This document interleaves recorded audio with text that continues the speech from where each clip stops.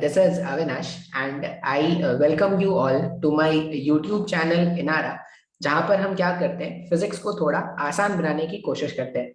हमने अपने चैनल में क्या किया है, एक सीरीज स्टार्ट किया है जिसमें हम क्या कर रहे हैं, एमसीक्यू क्वेश्चन सॉल्व करना सिखा रहे हैं। ठीक है, अब ये एमसीक्यू क्वेश्चंस आपको कहाँ पर हेल्प करेंगे, तो ये एमसीक्यू क्वेश्चंस आपको बोर्ड्स का जो एग्जाम होगा उसमें हेल्प करेगा। आपको पता है बोर्ड्स अभी एक ऑब्जेक्टिव एग्जाम कंडक्ट करा रही है, उसमें आपको ये जो क्वेश्चंस है वो हेल्प करेंगे। तो हर एक चैप्टर के क्वेश्चंस मैंने सोचा है कि हम क्या करेंगे, अपलोड करेंगे। तो उसी सीरीज में आज हम जो चैप्टर है जिस पे बात करने वाले हैं, उस चैप्टर का नाम है मूविंग चार्जेस एंड मैग्नेटिज्म। तो आपका समय वेस्ट किए बिना आपको मैं क्वेश्चंस पे ले चलता हूँ। अब क्वेश्चंस मैंने क्या किया है, मैंने क्वेश्चन एक ऑनलाइन से मैंने कहीं से उठाया है। मैं इस साइट का नाम आपको बता देता हूँ जहां से मैंने क्वेश्चन उठाया है। मैंने क्वेश्चन क्या किया है, ये studycbse.in, यहाँ से मैंने ये क्वेश्चंस उठाया है। ठीक है, मुझे उनका क्वेश्चन थोड़ा ऑथेंटिक लगा, सही लगा मुझे क्वेश्चन, तो मैंने वहां से ये सारे क्वेश्चंस को उठा लिया है। ठीक है, अब चलिए क्या करते हैं, एक एक करके क्वेश्चंस को सॉल्व करना सीखते हैं। मैं थोड़ा एडजस्टमेंट कर लूं। ओके, चलो स्टार्ट करते हैं। सबसे पहला क्वेश्चन अगर आप देखोगे तो पहला क्वेश्चन क्या है, रिकॉर्डिंग हो रही है, हाँ हो रही है। सबसे पहला क्वेश्चन है, if we double the radius of a coil keeping the current through it unchanged, what happens to the magnetic field on its axis at a very far away point? तो इसका कंसेप्ट क्या है, ऐसा assume करते हैं कि हमारे पास एक करंट कैरिंग कॉइल है और इसके एक्सिस पर अपने को क्या करना है, फील्ड कैलकुलेट करना है। इसके एक्सिस पर अगर आप फील्ड कैलकुलेट करना चाहोगे तो एनसीईआरटी बुक ने इसका एक प्रॉपर डेरिवेशन दिया हुआ है।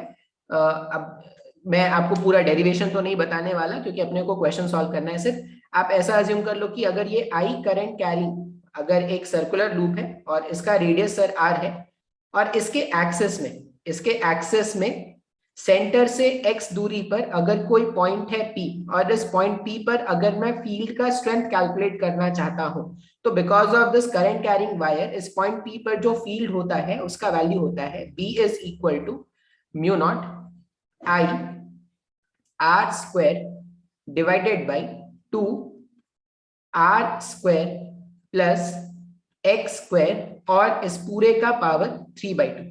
अब क्वेश्चन में इन्होंने क्या बोला है, क्वेश्चन में इन्होंने ये बोला है कि magnetic field on its axis at very very far away point. इसका क्या मतलब है, वेरी वेरी फार अवे का मतलब होता है the radius of this coil will be much less compared to the gap in which we are required to calculate the magnetic field. x के सामने r का वैल्यू बहुत छोटा है, तो अगर x के सामने r का वैल्यू बहुत छोटा है तो x स्क्वायर के सामने तो r स्क्वायर और भी ज्यादा छोटा हो जाएगा। तो इस r स्क्वायर को हम क्या कर सकते हैं, नेग्लेक्ट कर सकते हैं। तो जब आप इस r स्क्वायर को नेग्लेक्ट करोगे तो आपके पास फील्ड का जो फॉर्मूला बन के आएगा ना, वो आ जाएगा mu not I R square divided by 2 x square का पावर 3/2। जब आप सिंप्लीफाई करोगे तो ये हो जाएगा एक्स क्यूब। अब ये फॉर्मूला हमें क्या करना है, इस क्वेश्चन नंबर 1 को सॉल्व करने के लिए यूज करना है।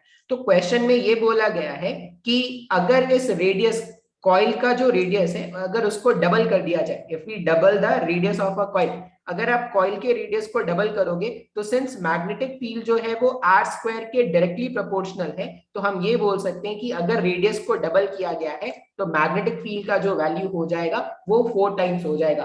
तो क्वेश्चन 1 का करेक्ट ऑप्शन क्या होगा, बिकम्स 4 टाइम्स। ठीक है, तो ये हमारे पास क्वेश्चन नंबर 1 था। अच्छा, नेक्स्ट क्वेश्चन अगर आप देखोगे तो नेक्स्ट क्वेश्चन के लिए मेरे को थोड़ा स्लाइड नीचे लाना पड़ेगा। क्वेश्चन नंबर 2, क्वेश्चन नंबर 2 में क्या बोल रहे हैं कि an electron and a proton enters a magnetic field with equal velocities, which one of them experiences more force? देखो, आप शायद आपने सुन रखा होगा कि जब आप एक मूविंग चार्जेस को फील्ड के अंदर प्लेस करते हो तो मूविंग चार्जेस फोर्स एक्सपीरियंस करते हैं और वो जो फोर्स होता है उस फोर्स को हम क्या लिखते हैं, Q V B sine theta. मैं मैग्नीट्यूड के बारे में बात कर रहा हूं। Q क्या हो जाएगा, Q चार्ज हो जाएगा, V हो जाएगा स्पीड जिससे आपने पार्टिकल को प्रोजेक्ट किया है, B यहाँ पर मैग्नेटिक फील्ड का स्ट्रेंथ है और theta is the vector angle between velocity vector and B vector. अब अगर क्वेश्चन में बात किया गया है इलेक्ट्रॉन एंड प्रोटॉन के बारे में, और इलेक्ट्रॉन और प्रोटॉन को आप सेम मैग्नेटिक फील्ड में प्लेस करने वाले हो इक्वल वेलोसिटी के साथ, तो फोर्सेस कैसे कंपेयर करेंगे? चार्जेस, इलेक्ट्रॉन हो या प्रोटॉन हो, दोनों का चार्ज सेम है, दोनों को सेम वेलोसिटी से प्रोजेक्ट किया गया है, और दोनों को सेम यूनिफॉर्म फील्ड में रखा गया है। एंगल का कोई डिपेंडेंस उन्होंने बताया नहीं है। इसका मतलब क्या होगा, जितना फोर्स एक प्रोटॉन एक्सपीरियंस करेगा उतना ही फोर्स क्या करेगा, एक इलेक्ट्रॉन भी एक्सपीरियंस करेगा। तो यहां पर क्या होगा, since both the electron and proton will have the same charges, both are thrown with the same velocity and both are thrown in the region of uniform magnetic field B, तो हम ऐसा बोल सकते हैं कि both will experience same amount of force। तो question 2 का correct answer क्या हो जाएगा, both experience same amount of force। Next question है बेस्ड ऑन लॉरेंस फोर्स। आपको याद रखना पड़ेगा लॉरेंस फोर्स क्या होता है। जब भी आप एक मूविंग चार्ज को मैग्नेटिक फील्ड और इलेक्ट्रिक फील्ड के प्रेजेंस में रखते हो ना, तो वो जो मूविंग चार्जेस है वो मैग्नेटिक फोर्स और इलेक्ट्रिक फोर्स दोनों एक्सपीरियंस करता है। तो ये जो मैग्नेटिक फोर्स और इलेक्ट्रिक फोर्स का वेक्टर सम होता है ना, उसी को हम क्या बोलते हैं, लॉरेंस फोर्स। तो आप याद रखो और लॉरेंस फोर्स का बेसिक याद रखो, और देखो कौन सा ऑप्शन मैच कर रहा है। The vector sum of electrostatic and magnetic force acting on a moving charge particle, बिल्कुल सही है। Lawrence force is the vector sum of electrostatic force and magnetic force acting on a moving charge particle. Third का option 1 correct लग रहा है। आगे देख लेते हैं आगे के ऑप्शंस क्या है। The vector sum of gravitational force, gravitational force हम क्या करते हैं, बात नहीं करते लॉरेंस फोर्स के नाम पर। Electrostatic force acting on a charge particle, सिर्फ इलेक्ट्रोस्टैटिक फोर्स भी नहीं होना चाहिए। Magnetic force acting on the charge particle, तो सिर्फ मैग्नेटिक फोर्स भी नहीं होना चाहिए। मतलब क्वेश्चन 3 का करेक्ट आंसर जो होगा, क्वेश्चन 3 का करेक्ट आंसर क्या है, क्वेश्चन 3 का करेक्ट आंसर इज ऑप्शन 1। अच्छा, नेक्स्ट क्या है, नेक्स्ट हम बात करते हैं क्वेश्चन नंबर 4 के बारे में। क्वेश्चन नंबर 4 अगर देखा जाए तो हमारे पास बोला गया है कि a proton and a deuterium nucleus. अब आपको पता होगा ये जो ड्यूटेरियम होता है, ये ड्यूटेरियम क्या है, ये आइसोटोप ऑफ हाइड्रोजन है, आइसोटोप ऑफ हाइड्रोजन है, जिसके न्यूक्लियस में एक प्रोटॉन और एक न्यूट्रॉन रहता है। A proton and a deuterium nucleus having certain kinetic energy, दोनों का कुछ ना कुछ kinetic energy है, enters in a uniform magnetic field with some component of velocity in the direction of magnetic field। ये बोला गया है कि इनको जो आपने प्रोजेक्ट किया ना, तो इनका जो वेलोसिटी वेक्टर है और जो फील्ड वेक्टर है, इनका जो वेलोसिटी वेक्टर और फील्ड वेक्टर है, इसके बीच में कुछ एंगल है, या इन्होंने इस तरह से बताया है कि अगर आप देखोगे तो kinetic energies enter in a uniform magnetic field with some component of velocity in the direction of magnetic field। इसका क्या मतलब है कि ये जो velocity vector है इसका कुछ component field के direction में भी होगा। इस velocity का एक component field के direction में है, velocity का एक component field के perpendicular होगा।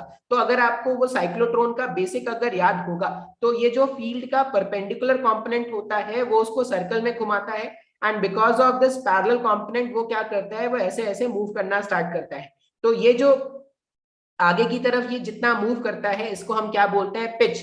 अब पिच अगर आपको कैलकुलेट करना है तो पिच कैलकुलेट करने का फॉर्मूला होता है pitch is equal to v parallel into time period. अच्छा, टाइम पीरियड का फॉर्मूला क्या होता है, टाइम पीरियड का फॉर्मूला है शायद 2πm डिवाइडेड बाय क्यूबी। मैं 1 मिनट में चेक कर लूं, ठीक है, गलत ना बता दूं। टाइम पीरियड का फॉर्मूला साइक्लोट्रॉन में time 2πm divided by QB. तो अगर आप देखोगे तो पिच होता है v parallel into 2πm divided by q into b। अच्छा, अब अगर ये प्रोटॉन है और ये ड्यूटेरियम है, दोनों का चार्ज क्या हो जाएगा, सेम हो जाएगा। प्रोटॉन के पास भी क्या है, एक प्रोटॉन है, और ड्यूटेरियम के पास भी एक ही प्रोटॉन है। अच्छा, तो ऑप्शंस है which particle has greater pitch depends on the fact that which particle has greater component of velocity perpendicular to the magnetic field। देखो ये जो perpendicular component of velocity होता है ना, वो उसको सर्कल में घुमाता है, वो कभी भी पिच में कंट्रीब्यूट नहीं करेगा। पिच में कंट्रीब्यूट कौन करता है, ये पैरेलल कंपोनेंट ऑफ वेलोसिटी जो होता है उसके कारण से ही पार्टिकल को पिच मिलता है। परपेंडिकुलर कंपोनेंट तो बस उसको सर्कल में घुमाएगा। तो ऑप्शन 1 तो करेक्ट नहीं लग रहा sir. Deuterium nucleus has greater pitch of helical motion. देखो पिच का वैल्यू है v parallel 2πm divided bye qb। v parallel दोनों के लिए सेम है, 2 कांस्टेंट है, पाई कांस्टेंट है, Q दोनों का चार्ज सेम होगा, B फील्ड भी दोनों के लिए सेम है, मतलब ये जो पिच है ये mass of the charged particle पे डायरेक्टली प्रोपोर्शनल है। तो मास किसका ज्यादा है? अगर तुम देखोगे तो ड्यूटेरियम के पास क्या है, उसका जो न्यूक्लियस है एक प्रोटॉन भी है एक न्यूट्रॉन भी है, तो मास ऑफ ड्यूटेरियम ज्यादा है, तो हम ऐसा बोल सकते हैं कि deuterium nucleus has greater pitch of helical motion. ठीक है, आगे ऑप्शंस देख लेते हैं। Proton has greater pitch, proton का मास कम होगा तो इसका पिच ज्यादा नहीं होना चाहिए, तो ये गलत हो जाएगा। Both particles have same pitch, अगर ड्यूटेरियम का पिच ज्यादा है तो दोनों एक जैसे तो नहीं हो सकते, तो क्वेश्चन 4 का करेक्ट आंसर जो होगा, क्वेश्चन 4 का correct answer is option 2। Next question अगर आप देखोगे, a charged particle moving in a magnetic field experiences a resultant force. Charge particle है moving in a magnetic field experiences a resultant force in the direction perpendicular to both the field and its velocity. ये बिल्कुल सही बात है ना, वो जो magnetic force होता है, मैग्नेटिक फोर्स को हम ऐसा लिखते हैं, F vector is equal to q times of velocity vector cross B vector. इसका क्या मतलब है कि ये जो फोर्स वेक्टर क्वांटिटी है इसका direction v vector cross b vector के डायरेक्शन के अलोंग होगा। इसका मतलब v और b का जो प्लेन है उसके परपेंडिकुलर फोर्स वेक्टर का डायरेक्शन है, तो v और b के प्लेन के परपेंडिकुलर है, मतलब in the direction perpendicular to both the field and its velocity. ये ऑप्शन ए सही लग रहा है। In the direction of field गलत बात है, in the direction opposite to the field गलत बात है, और नन ऑफ द अबव भी क्या है, गलत बात है। तो क्वेश्चन 5 का करेक्ट आंसर क्या होगा? क्वेश्चन 5 का करेक्ट आंसर इज ऑप्शन 1। आगे देखते हैं क्वेश्चन नंबर 6। क्वेश्चन नंबर 6 अगर देखोगे, magnetic field can be produced by, देखो मैग्नेटिक फील्ड का सोर्स क्या है? मैग्नेटिक फील्ड का सोर्स होता है करंट कैरिंग वायर या moving charges. Charge at rest, रुका हुआ चार्ज इलेक्ट्रिक फील्ड क्रिएट करता है, मैग्नेटिक फील्ड नहीं, तो ये तो गलत हो गया। चेंजिंग इलेक्ट्रिक फील्ड, ये हो सकता है, ठीक है, इलेक्ट्रिक फील्ड अगर चेंज, ये डिस्प्लेसमेंट करंट का एक कंसेप्ट होता है। अगर जैसे कैपेसिटर के अंदर क्या होता है, कैपेसिटर के अंदर अगर आप देखोगे तो जैसे जैसे में चार्ज बिल्डअप होना स्टार्ट होता है ना, तो यहाँ पर मैग्नेटिक फील्ड भी डेवलप होना स्टार्ट होता है। तुम सिंपल सा एक एक्सपेरिमेंट कर सकते हो, अगर आप यहाँ पर एक बार मैग्नेट लाके रख दोगे और ये कैपेसिटर अगर चार्ज हो रहा है, तो चेंजिंग इलेक्ट्रिक फील्ड के कारण इस बार मैग्नेट में आप डिफ्लेक्शन देखोगे, मतलब यहाँ पर एक मैग्नेटिक फील्ड होगा। तो ऑप्शन 6 का 2 हो सकता है। 3 अगर देखोगे, मूविंग चार्ज, मूविंग चार्ज मतलब करंट है, करंट तो पहले से ही पता है सर, करंट का जो मैग्नेटिज्म का जो सोर्स है वो करंट ही है। तो ऑप्शन 4 जो है 2 एंड 3, अब इसमें बोलोगे सर 2 भी सही है, 3 भी सही है, 4 भी सही है, तो किसको सेलेक्ट करेंगे? तो 4th is the most appropriate answer, ये 2 और 3 को भी अपने अंदर इंक्लोज कर ले रहा है। तो इस क्वेश्चन का जो करेक्ट आंसर जो आपको मार्क करना है वो 2 और 3 नहीं होके क्या होगा, question number 4। Next question is question number 7। Two electrons move parallel to each other with equal speed v। दो इलेक्ट्रॉन्स हैं और ये दोनों इलेक्ट्रॉन्स क्या कर रहे हैं, पैरेलल मूव कर रहे हैं, ठीक है, दो इलेक्ट्रॉन्स हैं और दोनों इलेक्ट्रॉन्स ऐसा मान लो कि नीचे मूव कर रहे हैं। अगर इलेक्ट्रॉन्स नीचे मूव करेंगे तो उसके कारण जो करंट होगा वो क्या होगा, ऊपर के डायरेक्शन में होगा। बिल्कुल सही है सर, तो इसमें भी करंट इधर है, इसमें भी करंट इधर है। The ratio of magnetic and electric force between them. अच्छा, अब मैग्नेटिक फोर्स कैलकुलेट करने के लिए क्या करते हैं, मान लिया जाए कि मेरे को मैग्नेटिक फोर्स कैलकुलेट करना है, तो मैग्नेटिक फोर्स कैलकुलेट करने के लिए मैंने इसका एक छोटा सा सेक्शन कंसिडर कर लिया, कोई तो एल लेंथ का, ये मैग्नेटिक फोर्स कैलकुलेट करना है, और इसका भी एक छोटा सा सेक्शन अज्यूम कर लेते हैं, कोई तो एल लेंथ का, ठीक है, अपने मन से मैंने अपना वेरिएबल इंट्रोड्यूस कर दिया, एल लेंथ का मैंने यहाँ पर सेक्शन ले लिया और एल लेंथ का सेक्शन मैंने यहाँ पे ले लिया, ठीक है। अब अगर आप इस करंट आई का वैल्यू देखोगे तो करंट आई को ऐसा लिख सकते हैं क्या, इलेक्ट्रॉन मूव कर रहा है तो इलेक्ट्रॉन का चार्ज डिवाइडेड बाई, इलेक्ट्रॉन का charge divided by time. Time कितना होगा, अगर इलेक्ट्रॉन यहां से यहां चला तो उसको एल अमाउंट चलना है वी के स्पीड से, तो टाइम के प्लेस में क्या लिख सकते हैं, करंट होता है चार्ज डिवाइडेड बाई टाइम, तो टाइम के प्लेस में लिख दो एल डिवाइडेड बाई वी। मतलब ये जो करंट इसमें फ्लो कर रहा है किसी भी एल लेंथ में, वो वैल्यू जो मैंने कैलकुलेट किया वो आ गया ईवी अपॉन एल।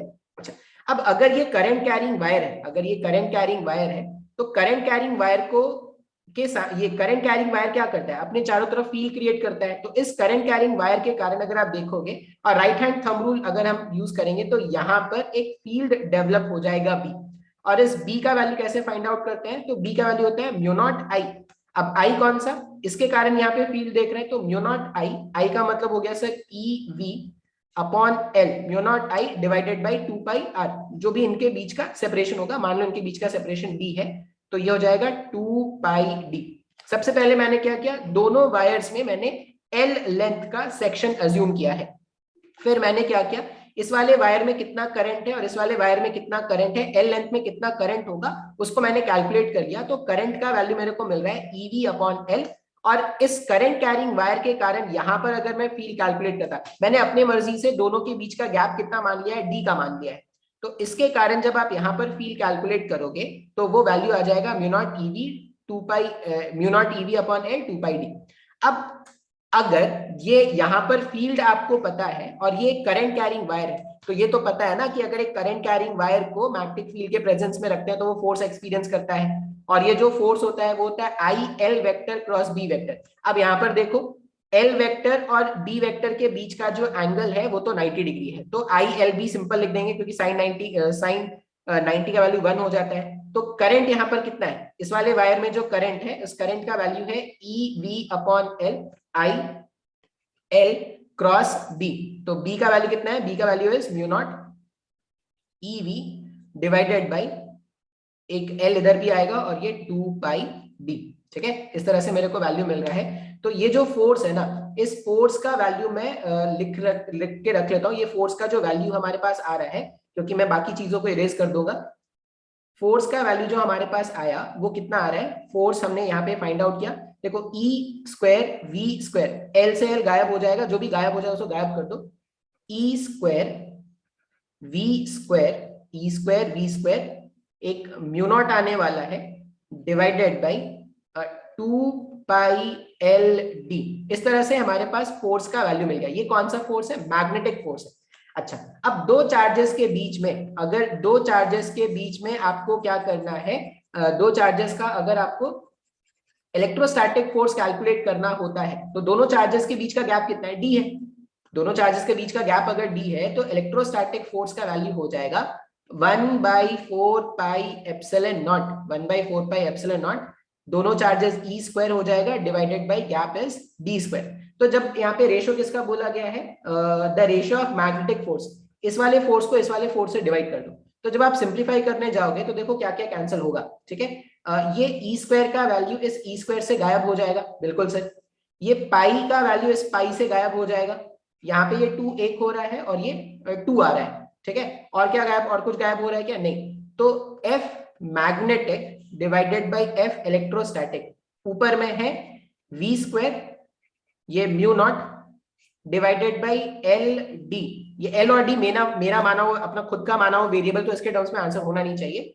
ठीक है, एल और डी, और यहां पर और क्या, इधर डिनोमिनेटर में अगर देखोगे तो ये एप्सिलॉन नॉट डी स्क्वायर। अच्छा, ये एलईडी और ये डी स्क्वायर हम लोग का खुद का माना वेरिएबल है, तो उसके टर्म्स में आंसर नहीं है।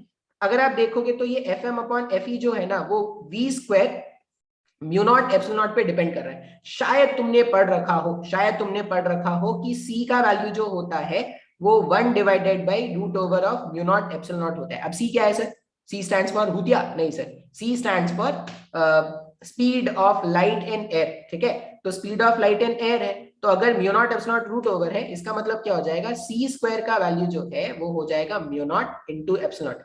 इस वाले वैल्यू को जब यहां पर सब्स्टिट्यूट करोगे ना, तो F M upon F E का जो वैल्यू है वो V square upon C square पे डिपेंड करना स्टार्ट कर देगा।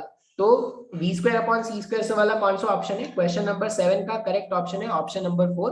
तो 7 का करेक्ट आंसर इज ऑप्शन 4। थोड़ा सा टाइम टेकिंग था।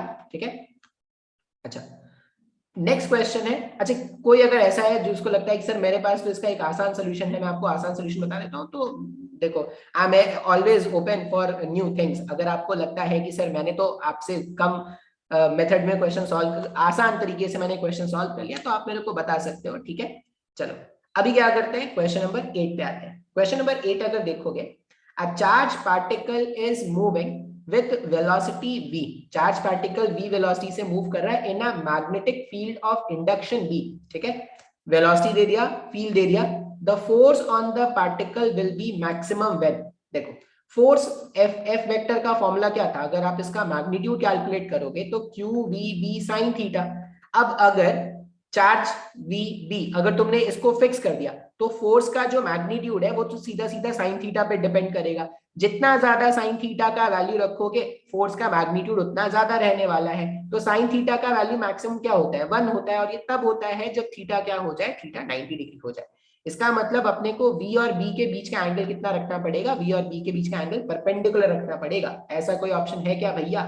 V and B are perpendicular, तो पार्टिकल फोर्स जो होगा वो मैक्सिमम तब होगा जब V और B आपस में क्या हो जाए, परपेंडिकुलर हो जाए। तो क्वेश्चन नंबर 8 का correct answer is option 2। Question number 9 पर देखते हैं। क्वेश्चन नंबर 9 है a charge of 1 coulomb, a charge of 1 coulomb, charge का वैल्यू दे दिया इन्होंने, is moving in a magnetic field of 0.5 Tesla with velocity 10 meter per second. Force experienced is, देखो इन्होंने इस बार ना लॉरेंट, ये यहाँ पर मैग्नेटिक फोर्स ही कैलकुलेट करने को बोल रहे हैं, लेकिन इन्होंने क्या किया है, एंगल नहीं दिया है। एंगल नहीं दिया है तो हम 90 डिग्री मान के रख लेते हैं, मैक्सिमम फोर्स के बारे में शायद बात कर रहे हो। Charge of 1 coulomb is moving in a magnetic field, तो फोर्स का वैल्यू हो जाएगा सर Q। Q का वैल्यू कितना है 1, V कितना है सर 10, इंटू B कितना है सर, B का वैल्यू इज 0.5। तो जब आप इसको सॉल्व करोगे तो ये आ जाएगा 5 न्यूटन का। है क्या ऐसा कोई ऑप्शन 5 न्यूटन? बिल्कुल सही है। क्वेश्चन 2 का correct answer is, sorry question 9 का करेक्ट ऑप्शन इज 2 5 न्यूटन। यहाँ पर थोड़ी सी गड़बड़ी है, थोड़ी सी गड़बड़ी क्वेश्चन में क्या है, इनको वो एंगल बताना पड़ेगा या ऐसा बताना पड़ेगा कि you have to calculate maximum force experience by this charge particle, तब ये सोल्यूशन बिल्कुल सही होता।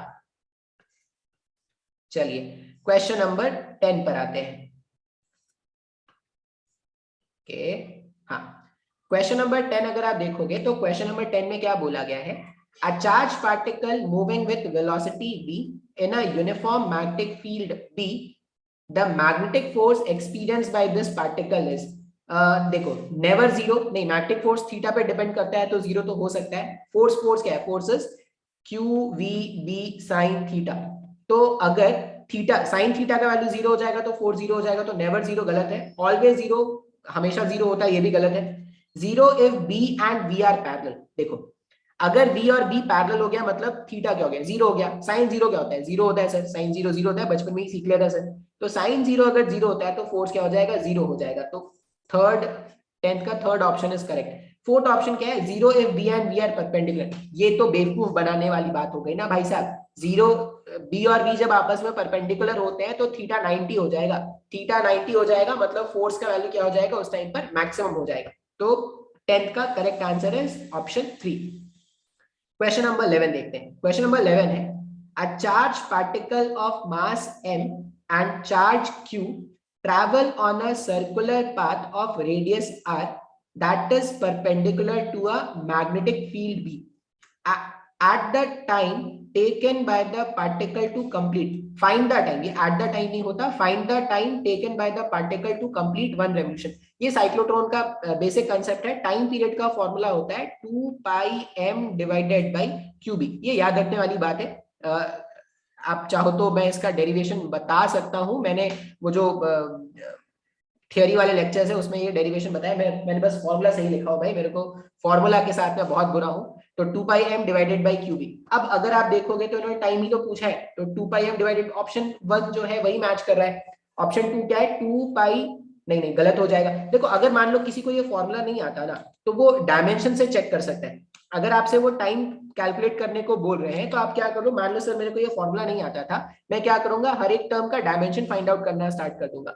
अब जिसका भी डायमेंशन टाइम को मैच कर जाएगा वो आपका आंसर हो सकता है। लेकिन यहाँ पर फिर से वही लक वाली बात होगी, मान लो अगर एक से ज्यादा ऑप्शन के अगर डायमेंशन टाइम से मैच कर जाएंगे तो वहां पर आपका लक काम करेगा। ठीक है, जय माता दी सोचेंगे और टिक कर देंगे तो शायद आपको मार्क्स मिल जाए। Next question is question number 12। Question number 12 अगर देखा जाए, magnetic field due to a ring having n turns at a distance x on its axis is proportional to r radius of ring। ठीक है, ये आसान है, ये फॉर्मूला मैंने पहले भी लिखा था कि अगर एक सर्कुलर कॉइल के एक्सिस में अगर आपको फील्ड कैलकुलेट करना है, और यहां से इन्होंने क्या क्या बता दी, ये दूरी इन्होंने x बताया है और ये दूरी इन्होंने r बताया है। तो this formula you have to memorise and what will be the value of field at point P। तो B is equal to mu not I r square divided by R square plus x square and the power is 3/2।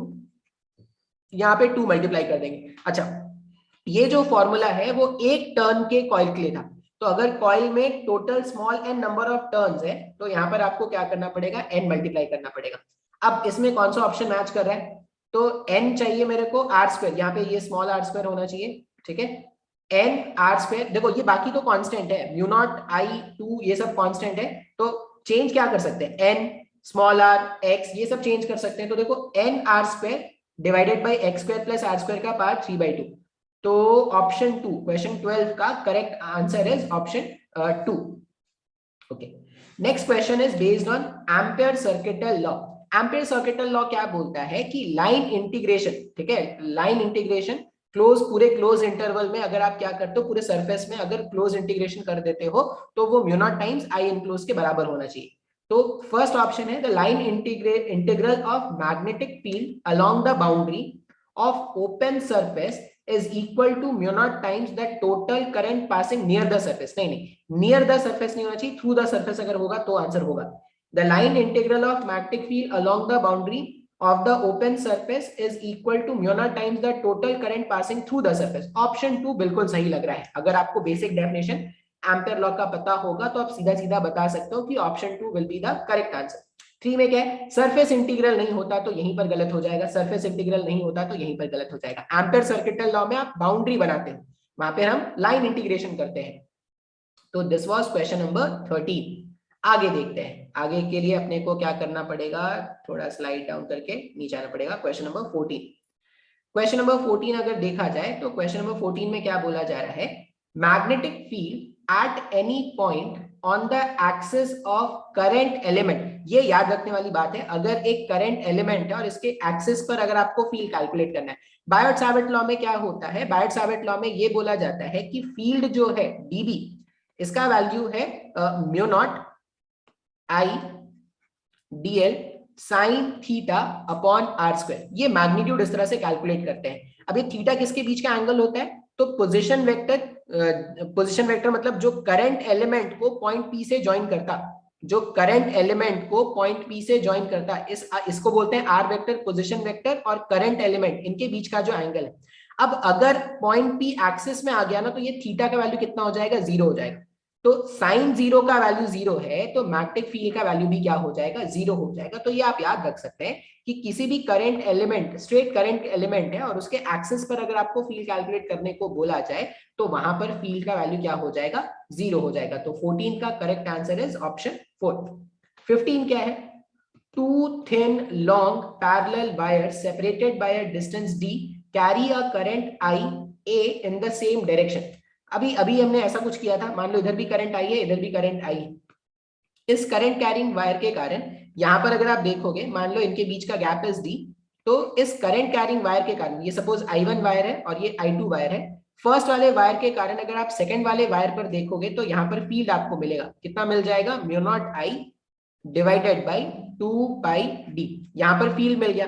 अब ये जो I2 वाला wire है उसको हमने uniform field के presence में रखा है, तो this I2 wire will experience a force. और इस फोर्स का वैल्यू कैसे लिखेंगे, फोर्स का वैल्यू होता है करंट जो इसमें फ्लो कर रहा है, आई करंट फ्लो कर रहा है, मैग्नीट्यूड वाइज दोनों करंट तो सेम था, आई, इसका कुछ लेंथ एज्यूम कर लेते हैं L, I L cross B. तो अगर आप बी देखोगे तो बी का वैल्यू कितना है, mu not I divided by 2πd, ये फोर्स हो गया, ठीक है। और अगर आप इसमें एनालाइज करोगे फोर्स का डायरेक्शन, तो देखो आपको right hand thumb rule use करना पड़ेगा। राइट हैंड थंब रूल क्या बोलता है, एल क्रॉस बी करो, एल जिधर करंट होगा उधर एल का डायरेक्शन है, मैग्नेटिक फील्ड अंदर है तो एल क्रॉस बी। थंब अगर इस डायरेक्शन में पॉइंट कर रहा है, इसका मतलब क्या होगा, इसमें फोर्स इधर होगा। उसी तरह जब इसमें कैलकुलेट करोगे तो फोर्स इधर होगा। तो एक्चुअल में क्या होता है, जब दो करंट कैरिंग पैरेलल वायर्स रखे हैं और करंट का डायरेक्शन अगर एक जैसा होता है तो दोनों वायर्स एक दूसरे को अट्रैक्ट करते हैं, और ये जो फोर्स का फॉर्मूला होगा वो mu naught attract each other with the force of, ये फोर्स पर यूनिट लेंथ यहाँ पे लिखना चाहिए था। फोर्स पर यूनिट लेंथ का वैल्यू कितना होता है, mu not I square divided by 2πd, mu not I square divided by 2πd। Option 1 correct है, थोड़ा बहुत एरर है इसमें, बस ये है, ये फोर्स नहीं होता, यहाँ पर होता है फोर्स पर यूनिट लेंथ, ठीक है। तो 15 का करेक्ट आंसर क्या होगा, ऑप्शन 1। आगे देखते हैं, क्वेश्चन नंबर 16, स्वीट 16, ठीक है। क्वेश्चन नंबर 16 क्या है? The magnetic induction at any point due to a long straight wire carrying a current is, देखो अगर infinitely long straight current carrying wire होता है और इसके कारण अगर आप फील्ड कैलकुलेट करते थे पी पॉइंट पर, तो फील्ड का वैल्यू होता है mu not I divided by 2 pi R. और ये आर क्या है सर? तो आर इस वायर से इस पॉइंट पी का सेपरेशन है। तो अगर आप देखोगे तो field is inversely proportional to separation, तो ऐसा कोई ऑप्शन अगर होगा तो आंसर होगा inversely proportional to the distance from the wire. बिल्कुल सही है, पहला ऑप्शन ही मिल जा रहा है, ठीक है। अच्छी किस्मत है कि बाकी के ऑप्शंस पढ़े बिना अपने को आंसर मिल रहा है, तो हम क्या कर देंगे, स्ट्रेट अवे फर्स्ट वाला मार्क कर देंगे। Inversely proportional to the square of the distance from the wire, square पे नहीं डिपेंड करता, वो केवल उसके सेपरेशन पे डिपेंड करता है। Does not depend on distance, बिल्कुल गलत है। Proportional to the distance of the wire, directly proportional नहीं होता भाई साहब, इनवर्सली प्रोपोर्शनल होता है, ठीक है। जितना दूर जाते हैं वायर से फील्ड का स्ट्रेंथ उतना कम होता जाता है। किसी ने कॉल किया, किसी ने कॉल किया, किसी ने कॉल किया, 1 मिनट रुक जाओ।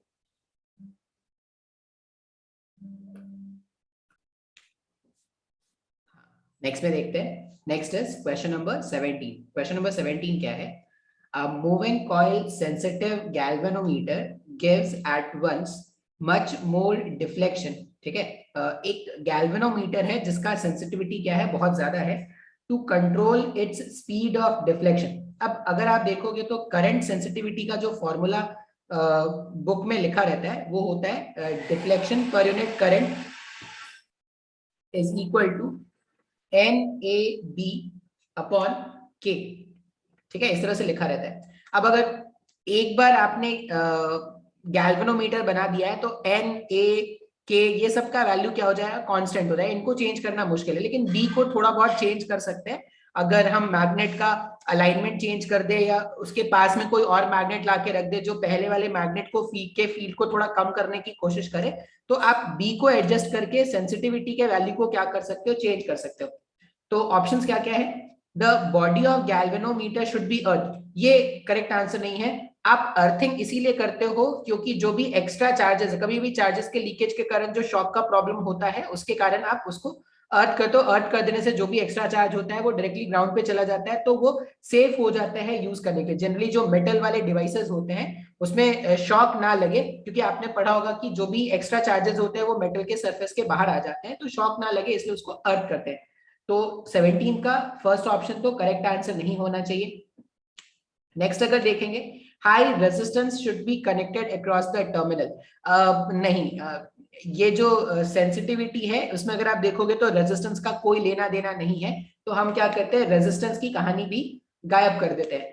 अब magnet should be place near the coil, इससे आप क्या कर सकते हो, इस बी के वैल्यू को अल्टर कर सकते हो। तो बी के वैल्यू को अल्टर अगर करेंगे, magnet should be place near the coil, ये आंसर हो सकता है। सेकंड में क्या है, a small copper wire could be connected across its terminal। देखो वायर अगर आप कनेक्ट करोगे मतलब आप रेजिस्टेंस के साथ छेड़छाड़ कर रहे हो, तो फिर से ये रेजिस्टेंस पे डिपेंड नहीं कर रहा, तो हम क्या बोलेंगे, वो जो करंट सेंसिटिविटी है वो रेजिस्टेंस के चेंज होने से चेंज तो नहीं होने वाला, ठीक है। तो 17 का करेक्ट आंसर जो होना चाहिए वो होगा क्वेश्चन नंबर 17 का जो करेक्ट आंसर है वो होना चाहिए ऑप्शन 3।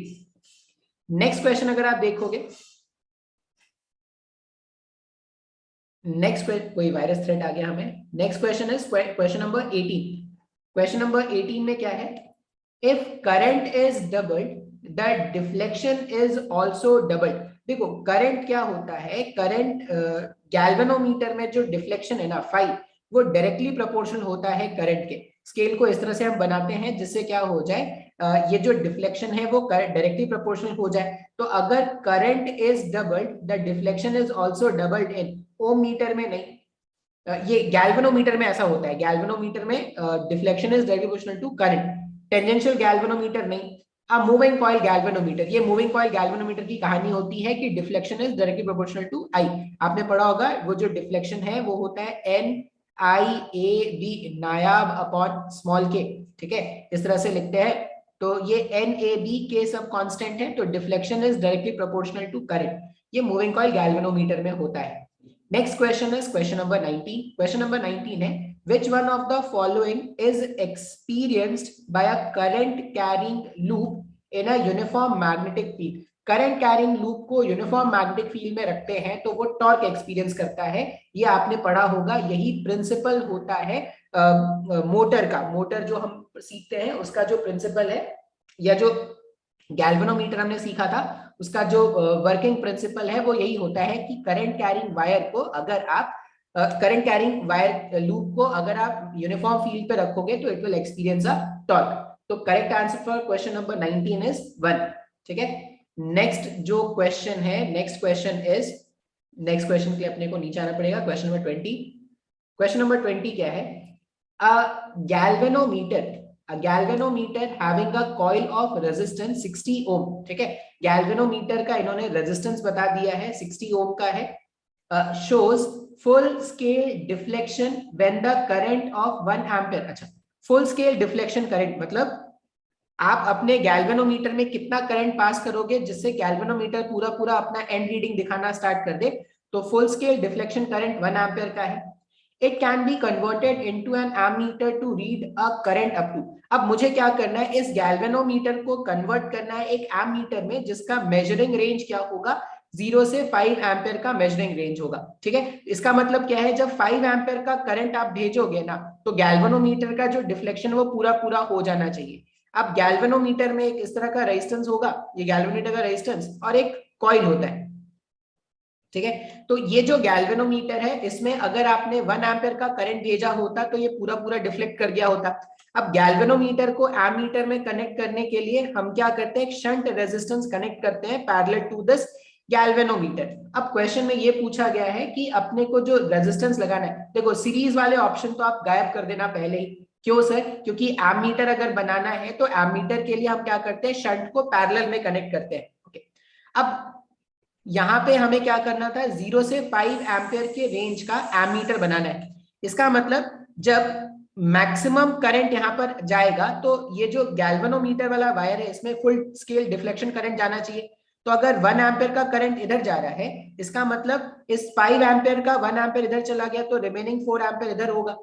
अब इसका रेजिस्टेंस अगर आर मान लिया जाए, आर शंट, आप देख सकते हो कि ये जो गैल्वेनोमीटर है और ये जो शंट है दोनों को कॉमन पॉइंट्स के बीच में कनेक्ट किया गया है। इसका मतलब जितना वोल्टेज ड्रॉप यहां से यहां होने वाला है उतना ही वोल्टेज ड्रॉप यहां पर भी होगा।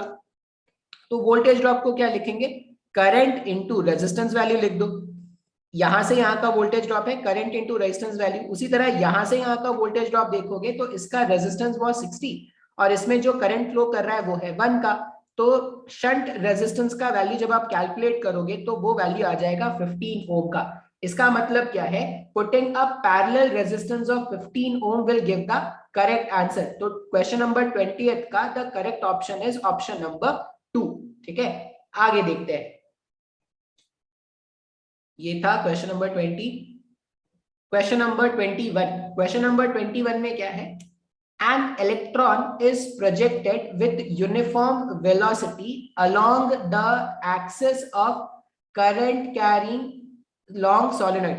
अगर एक करंट कैरिंग लॉन्ग सोलेनॉइड है तो अगर आपको पता, लॉन्ग सोलेनॉइड मतलब आइडियल सोलेनॉइड में जो फील्ड होता है वो एक्सिस के अलॉन्ग होता है इस तरह से जो मैग्नेटिक फील्ड लाइंस है वो एक्सिस के अलॉन्ग होता है। अब इन्होंने बोला है electron is projected with uniform velocity along the axis. एक इलेक्ट्रॉन को यहां से अपन को क्या करना है, प्रोजेक्ट करना है कांस्टेंट वेलोसिटी से along the axis of current carrying long solenoid. अब अगर फील्ड का डायरेक्शन और वेलोसिटी वेक्टर का डायरेक्शन एक जैसा है तो मैग्नेटिक फील्ड जो ये एक्सपीरियंस करेगा उसका वैल्यू क्या हो जाएगा, 0 हो जाएगा। क्यों सर?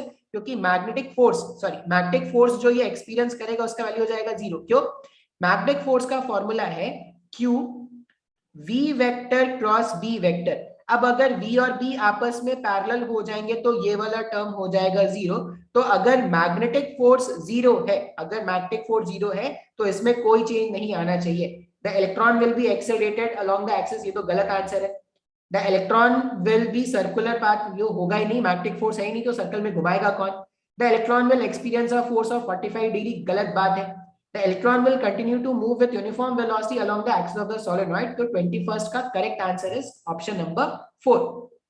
नेक्स्ट क्वेश्चन अगर हम देखेंगे तो नेक्स्ट क्वेश्चन हमारे पास क्या है, next question is question number 23। Next question is हमारे पास क्वेश्चन नंबर नहीं 22, क्वेश्चन नंबर 22 में क्या है, the galvanometer can not as such be used as an ammeter to measure the value of a current in a given circuit. The following reasons are: the galvanometer cannot as such be used as an ammeter to measure the value of current in a given circuit. The galvanometer, अच्छा galvanometer को हम ammeter के जैसा क्यों नहीं use करते, उसका reason पूछा है। तो गैल्वेनोमीटर बहुत सेंसिटिव डिवाइस है, इसलिए नहीं यूज करते। देख लेते हैं ऑप्शंस क्या क्या है। The galvanometer give full scale deflection for a small current, बिल्कुल सही बात है। छोटा सा करंट, उसका जो फुल स्केल डिफ्लेक्शन करंट होता है वो बहुत कम होता है, क्योंकि गैल्वेनोमीटर की सेंसिटिविटी बहुत ज्यादा होती है। Galvanometer has large resistance, large resistance बोल सकते हैं। गैल्वेनोमीटर का जो रेजिस्टेंस होता है वो लार्ज होता है, क्योंकि जब आप शंट रेजिस्टेंस कनेक्ट कर देते हो तो एमीटर का रेजिस्टेंस, एमीटर को जनरली सीरीज में कनेक्ट करना होता है ना, तो एमीटर का रेजिस्टेंस, जो आइडियल एमीटर है उसका रेजिस्टेंस नेग्लिजिबल होना चाहिए, ये भी हो सकता है। Galvanometer can give inaccurate values, नहीं ये गलत बात है। गैल्वेनोमीटर रिजल्ट वैल्यू तो सही देगा। Galvanometer can give inaccurate values, नहीं ये इनएक्यूरेट वैल्यूज नहीं देगा। Galvanometer has a large resistance, ठीक है, तो 1 और 2 सही लग रहा है, तो 1 और 2 सही लग रहा है, मतलब 22 का करेक्ट आंसर क्या हो सकता है, 2 हो सकता है। इनएक्यूरेट रिजल्ट नहीं, वो भी एक एमीटर ही है, उसमें भी आप करंट मेजर कर सकते हो, तो ये बहुत सही नहीं है। हाँ बोल सकते हो कि सर अगर इसका रेजिस्टेंस लार्ज है तो वो इनएक्यूरेट वैल्यू भी देगा, गलत वैल्यू देगा, एरर वैल्यू देगा, लेकिन अभी के लिए आप क्या करो, क्वेश्चन नंबर 22 का 1 और 2 ही सेलेक्ट करो। इनएक्यूरेट का स्पेसिफिकली इन्होंने मतलब नहीं बताया कि इस इनएक्यूरेट किस सेंस में, तो क्वेश्चन नंबर 22 का करेक्ट ऑप्शन क्या करते हैं, 2 को ही मार्क करते हैं। नेक्स्ट क्वेश्चन अगर आप देखोगे क्वेश्चन नंबर 23, तो क्वेश्चन नंबर 23 में है, a current of 1 ampere is passed through a straight wire of length 2 meter, 2 metre का वायर है और उसमें करंट जो पास हो रहा है वो 1 एम्पियर का है। The magnetic field at a point in air at a distance of 3 meter from either end of the wire and light on the axis of the wire। देखो ये हमने पहले देखा था कि अगर स्ट्रेट करंट कैरिंग वायर के access में कभी भी फील्ड कैलकुलेट करने को बोलेंगे, वो इधर हो कुछ भी सेपरेशन हो वो जीरो होता है, तो ये याद रखने वाली बात है। तो ये जो डेटाज यहाँ पर है वो बेकार के डेटाज गिवन है, कोई काम का नहीं है, वो भ्रमित करने के लिए दिया हुआ है, तो इन सब के जाल में नहीं फंसेंगे और ऑप्शन क्या कर देंगे, जीरो को मार्क कर देंगे। 23 के बाद 24, a current loop of area A, number of turns capital N is placed in a uniform magnetic field B. The angle between the plane of slope and B is theta. अच्छा, the angle between plane of slope या plane of slope and B is theta. अच्छा, ये बोल रहे हैं कि एक coil है हमारे पास और इस कॉइल का एरिया है A, इसका नंबर ऑफ टर्न्स है N, is placed in a uniform magnetic field. The angle between the plane of slope and B is theta. इसके एरिया वेक्टर का जो एंगल है, देखो मैग्नेटिक फील्ड अगर ऐसा है तो इन्होंने बोला कि ये जो एरिया वेक्टर होता है इसका और इसके बीच का जो एंगल है दैट इज थीटा, ऐसा उन्होंने बोल दिया है। The torque acting on the, नहीं प्लेन ऑफ द, अच्छा स्लोप नहीं है sorry, plane of the loop होना चाहिए था, प्लेन ऑफ द लूप। अच्छा, इसका क्या मतलब है कि अगर ये इसका प्लेन है, अगर ये इसका प्लेन है मान लो, तो थोड़ा सा चेंज कर लेते हैं, थोड़ा डाउट हो गया था क्वेश्चन में, पता नहीं क्या लिखा था उन्होंने, तो थोड़ा चेंज कर लेते हैं। अगर ये प्लेन है, ये जो लूप है, लूप का प्लेन है अगर ऐसा गिवन है, और फील्ड वेक्टर कुछ तो ऐसा है मान लो, तो इनके बीच का ये बी वेक्टर और इनके बीच का एंगल थीटा है। अगर ये एंगल थीटा होगा तो एरिया वेक्टर का जो एंगल होता है वो प्लेन के परपेंडिकुलर होता है, तो if this angle is theta तो ये एंगल क्या हो जाएगा, 90 माइनस थीटा। तो एरिया वेक्टर और फील्ड वेक्टर के बीच का एंगल इज 90 माइनस थीटा, तो इन्होंने क्या बोला है, देन टॉर्क एक्टिंग, टॉर्क का फॉर्मूला होता है NIAB साइन थीटा, और थीटा कौन सा लेते हैं, तो एरिया वेक्टर और फील्ड वेक्टर के बीच का एंगल आप लोगे, तो यहाँ पर 90 माइनस थीटा रख देंगे, 90 माइनस थीटा क्या हो जाएगा, cos थीटा हो जाएगा, तो NIAB cos थीटा आंसर होना चाहिए। क्वेश्चन नंबर 24 का correct answer is option number 3। आगे देखते हैं, आगे कौन सा है, ये 24 हो गया ना, 24 के बाद अपने को देखना है 25। क्वेश्चन नंबर 25 से अगर स्टार्ट करेंगे, तो क्वेश्चन नंबर 25 में बोला गया है strength of magnetic field at a point r near a long straight current carrying wire is B, the field at a distance. देखो अगर एक करंट कैरिंग वायर है, infinitely long current carrying wire है, तो इससे अगर आप किसी डी सेपरेशन पर, सॉरी किसी आर सेपरेशन पर अगर फील्ड कैलकुलेट करोगे तो formula is mu not I divided by 2πr।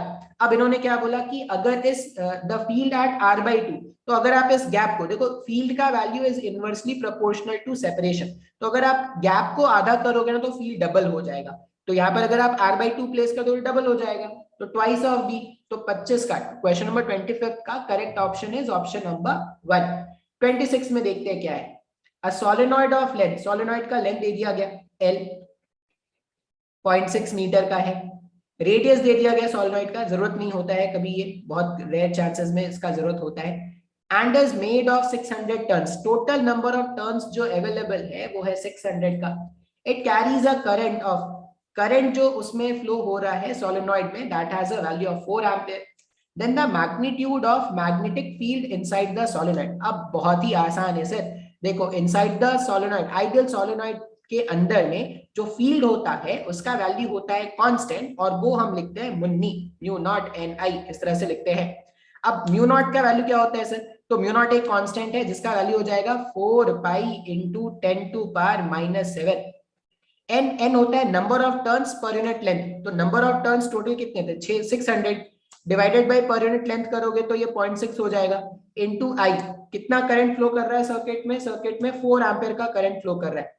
अब इन सबको जब आप मल्टीप्लाई करोगे ना तो ये 5.024 इंटू 10⁻³ टेस्ला वाला आंसर आ जाएगा। ठीक है, आप चाहो तो थोड़ा बहुत वेरिफिकेशन भी कर सकते हो। टेस्ला हम क्या कैलकुलेट करें, फील्ड ना, हाँ टेस्ला 10⁻³ वाला फील्ड आ जाएगा। आप इसको सॉल्व करना, आप इसके आसपास कहीं पर पहुंच जाओगे। तो 26 का correct answer is option number 1। मैंने सॉल्व करके नहीं दिखाया, इसका ये मतलब नहीं है कि सर आपको आंसर पता था क्या, वो मैंने थोड़ा बहुत सॉल्व किया है, थोड़ा कैलकुलेशन दिमाग में किया तो मेरे को समझ में आया कि हाँ यही होना चाहिए।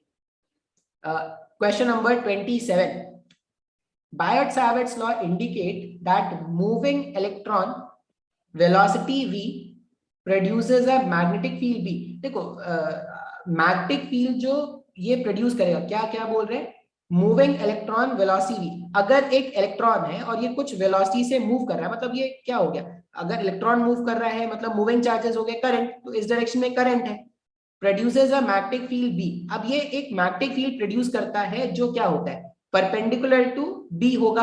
एक्चुअल में क्या होता है, फील्ड जो होता है वो ऐसा लिखते हैं ना, अगर आपको याद हो तो dl vector cross r vector. अब डीएल वेक्टर यहाँ कहीं पर होता अगर ये करंट का डायरेक्शन है, और आर वेक्टर ये होता, तो डीएल और आर का जो प्लेन है, अब डीएल का डायरेक्शन वेलोसिटी वेक्टर के डायरेक्शन के पैरेलल है, तो वेलोसिटी वेक्टर और आर वेक्टर का जो प्लेन है फील्ड उसके परपेंडिकुलर होता। तो देखो field will be perpendicular to velocity vector, तो 27 का करेक्ट आंसर क्या हो जाएगा, ऑप्शन 1। क्वेश्चन नंबर 28 देखते हैं। क्वेश्चन नंबर 28 में है a millivolt meter of 25 millivolt range is to be converted into an ammeter of 25 ampere range. अच्छा, एक गैल्वेनोमीटर है या एक वोल्ट मीटर है जिसमें क्या बोला गया है, इसका जो रेंज है, इसका जो रेंज है यहां से यहां का जो वोल्टेज ड्रॉप है या जो इसका रेंज है वो कितना बताया गया है, 25 इंटू 10⁻³ वोल्ट का बताया गया है। अब इसको कन्वर्ट करना है, इस वोल्ट मीटर को, देखो वोल्ट मीटर कैसे बनाते थे, गैल्वेनोमीटर में जब एक बड़े अमाउंट ऑफ रेजिस्टेंस को कनेक्ट कर देते थे सीरीज में तो वो वोल्ट मीटर में कन्वर्ट हो जाता था। तो गैल्वेनोमीटर एक रेजिस्टेंस है और यहां से लेके यहां तक का ड्रॉप कितना था, 25 इंटू 10⁻³ वोल्ट का। इसको कन्वर्ट करना है एम मीटर में। अगर एम मीटर में कन्वर्ट करना चाहते हो तो आप क्या करोगे, एक शंट लगाओगे, आर शंट। अच्छा, अब जो रेंज आपको फाइंड करना है, जो करंट का रेंज होना चाहिए वो क्या है, वो 0 से लेके 25 एम्पीयर का होना चाहिए। अब इसका क्या मतलब है कि जब यहां से लेके यहां का जो ड्रॉप है और यहां से लेके यहां का जो ड्रॉप है वो सेम होना चाहिए।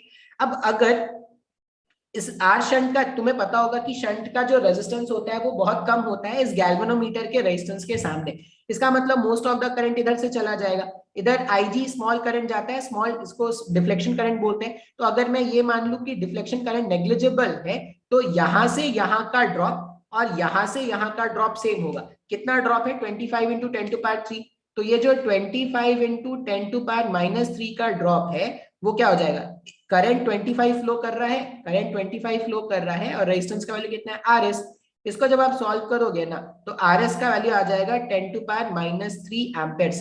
10 टू पावर -3 एम्पेयर का मतलब, सॉरी, रेजिस्टेंस फाइंड आउट कर रहे हैं तो 10 टू पावर -3 ओम का मतलब हो जाएगा 0.001 ओम। तो 28 का करेक्ट आंसर हो जाएगा ऑप्शन 1। नेक्स्ट हमारे पास क्वेश्चन कौन सा है? नेक्स्ट हमारे पास है क्वेश्चन नंबर 29। क्वेश्चन नंबर 29 अगर देखोगे, अ गैल्वेनोमीटर ऑफ रेजिस्टेंस 25 ओम, ठीक है, गैल्वेनोमीटर है, ठीक है, जिसका रेजिस्टेंस वैल्यू उन्होंने बता दिया। इसका रेजिस्टेंस वैल्यू कितना है? 25 ओम का है। Is shunted by 2.5 ohm resistor. इसको हमें शंट करना है 2.5 ओम के रेजिस्टर से। The part of total current that flows through the galvanometer is given by the part of total current that flows। अब देखो इसमें करंट जाएगा IG और इसमें ये जो करंट होगा वो टोटल करंट है I0। टोटल करंट I0 गया, इसमें कुछ IG गया तो बचा हुआ करंट इधर जाएगा, I0 माइनस IG। ये I0 क्या है? रेंज है। जिस एमीटर का रेंज, मतलब जिस रेंज का एमीटर बनाना चाहते हो उसका रेंज है।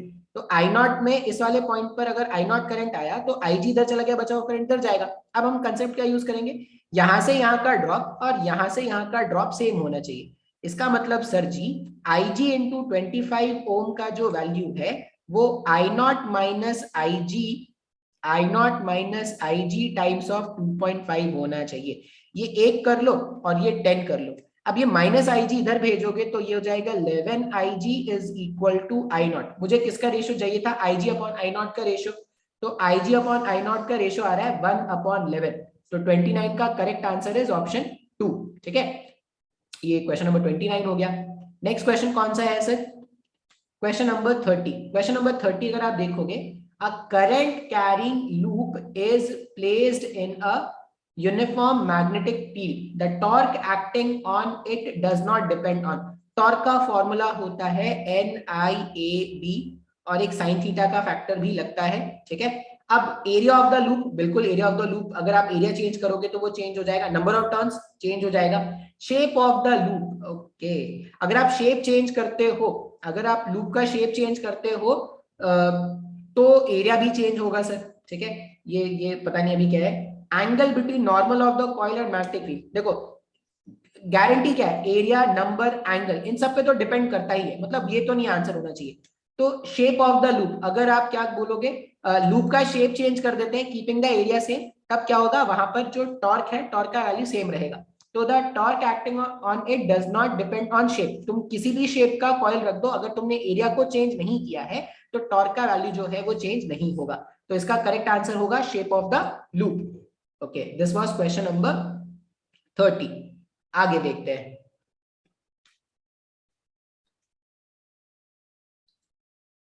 Question number 31। And electron and a proton are moving, electron और प्रोटॉन है moving along the same direction, with same kinetic energy. Electron और प्रोटॉन के पास काइनेटिक एनर्जी सेम है। देखो मास ऑफ इलेक्ट्रॉन जो होता है वो कम होता है मास ऑफ प्रोटॉन से। तो अगर दोनों का काइनेटिक एनर्जी सेम है ना, इसका मतलब क्या होगा? वेलोसिटी ऑफ इलेक्ट्रॉन डेफिनेटली ज्यादा होगा वेलोसिटी ऑफ प्रोटॉन से। They enter a uniform magnetic field acting perpendicular to their velocities। वो लोग magnetic force experience करेंगे। The dependence of radius of their path on their masses is, देखो आप अगर formula अगर आपको याद होगा, रेडियस का वैल्यू होता है mv divided by QB.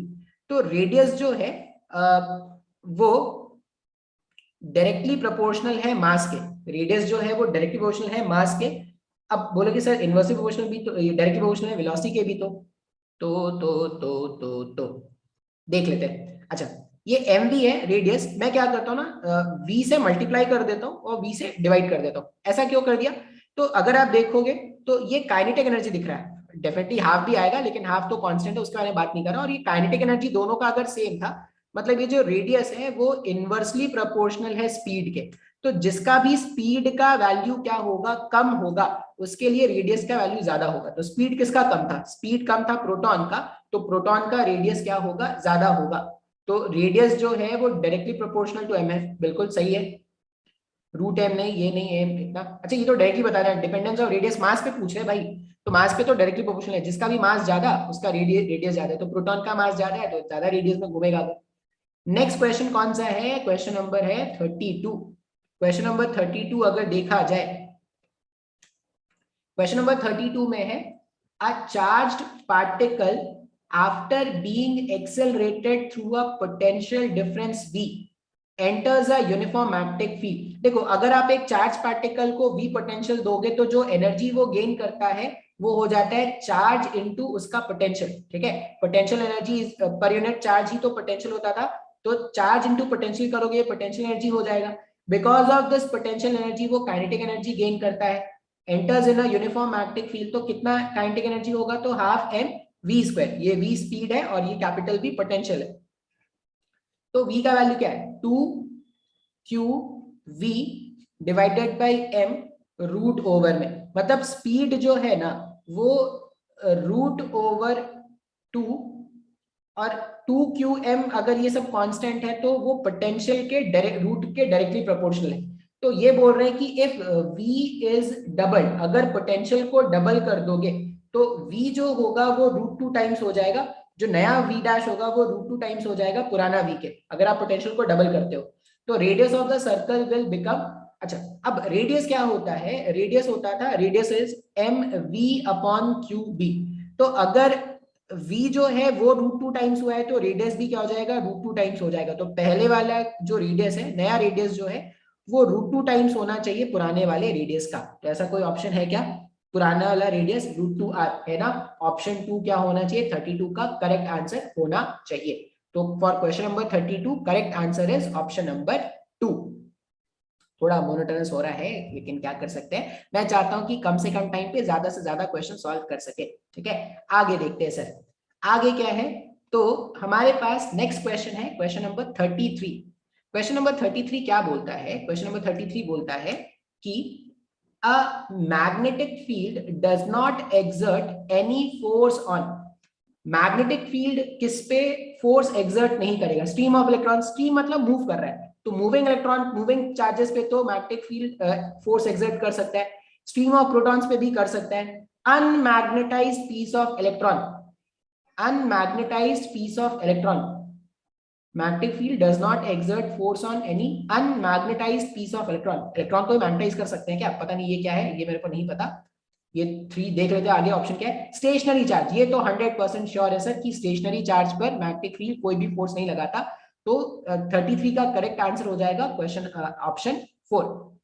Next question अगर देखेंगे तो next question is question number 34।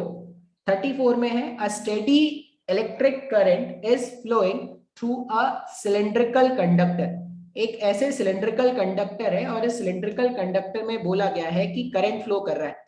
देखो अगर सिलेंड्रिकल कंडक्टर में करंट फ्लो कर रहा है मतलब डेफिनेटली आपने इसको पोटेंशियल डिफरेंस या सेल वेल से कनेक्ट करके रखा होगा, मतलब अंदर में इलेक्ट्रिक फील्ड तो है, अंदर में इलेक्ट्रिक फील्ड तो है। तो क्या क्या ऑप्शन देखो, the electric field at the axis of the conductor is zero, ये गलत बात है। अगर आइसोलेटेड होता, आइसोलेटेड कंडक्टर अगर होता और बाहर से इसने चार्ज दिया होता तो अंदर पर फील्ड जीरो होता, इलेक्ट्रिक फील्ड। लेकिन अब ये क्या है, सिंस बैटरी से कनेक्टेड है तो पोटेंशियल का डिफरेंस बनता है, उसके कारण यहाँ पर इलेक्ट्रिक फील्ड लाइंस होते हैं। Magnetic field at the axis of the conductor is zero, ये बिल्कुल सही बात है। करंट कैरिंग वायर में जो मैग्नेटिक फील्ड का जो डायग्राम होता है, ये एनसीईआरटी बुक का एक एग्जांपल है, इस तरह से फील्ड का वेरिएशन होता है, मैग्नेटिक फील्ड का वेरिएशन होता है आर से, ठीक है, जहां पर ये कैपिटल आर इसका रेडियस है तो इस तरह से वेरिएशन होता है। तो देखो जब स्मॉल आर का वैल्यू जीरो है तो फील्ड क्या हो जाएगा, जीरो हो जाएगा। तो magnetic field on the axis of the conductor is zero, बिल्कुल सही बात है। थर्ड क्या है, magnetic field in the vicinity of the conductor is zero, गलत बात, अगर ये कंडक्टर इसके चारों तरफ फील्ड होता है, नन ऑफ दीज तो नहीं होगा, ठीक है। तो 34 का correct answer is option 3। Next क्या है 35, what is the shape of a magnet in a moving coil galvanometer to make the radial magnetic field।